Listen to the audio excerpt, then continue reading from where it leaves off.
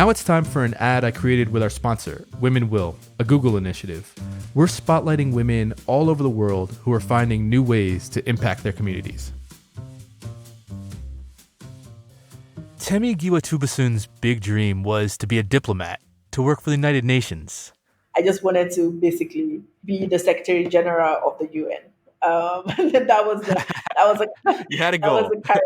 I had a go, and that was it. So she studied political science and joined a team that was doing healthcare research in West Africa. That's how Temi ended up in a small village in Nigeria where she met a woman named Aisha. Aisha had been in labor for days, and with no access to medical care, she barely survived. But the baby did not. So it was the first time that I would face a death that didn't seem necessary. A few years later, when Temi herself was having her first child, she started thinking about Aisha again. It was a very difficult birth. I remember getting fever. And in my fever, I started thinking about how different our life is, mainly because of this difference in resources, this difference in privilege. Temi labored for 26 hours, but she was in Minnesota with a whole team of medical professionals. I made a promise to God that if I survived this, that I was going to fully focus all of my attention on maternal health care specifically. And I survived. My baby survived. He's a boisterous 6-year-old now. Temi set aside her diplomatic dreams and went back to Nigeria with a mission to figure out why so many women were dying in childbirth. I would go to hospitals. They would tell me it's postpartum hemorrhage. It's the number one killer of women in childbirth. And then it can be easily solved with access to blood.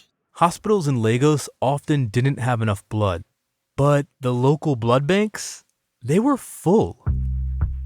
They didn't know what the demand was, and the hospital that needed it, didn't know who had the demand. No one was speaking to each other. And so we built a marketplace for that conversation to occur. Temi created Life Bank to get blood banks and hospitals working together. It connects medical supply and demand. Simple. The tricky part, it turns out, is traffic. How bad is traffic in Lagos? Think about New York City with all the people in it and remove the subway and put everybody in cars or trucks. To survive, women with postpartum hemorrhage need blood within 20 minutes to 2 hours.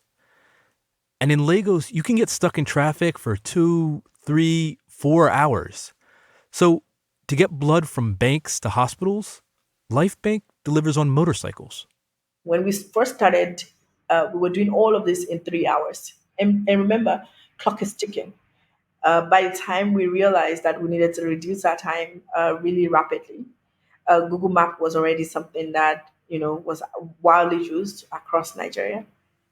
So she incorporated Google Maps into Life Bank's app. When riders can then click and then navigate to the blood bank and to the hospital. And then a year later, we went down to 60 minutes. And now we're around 42 minutes. And our goal is to get down to 30 minutes. Over the past 4 years, Life Bank has helped save thousands of lives in Lagos.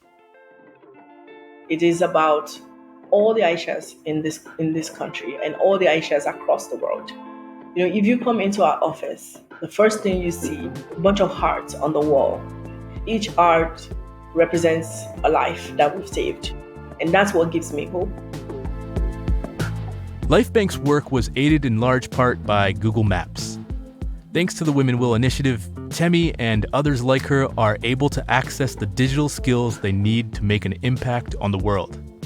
Active in 48 countries, this Grow with Google program helps inspire, connect, and educate millions of women. Learn more and join in on the conversation on Instagram @WomenWill.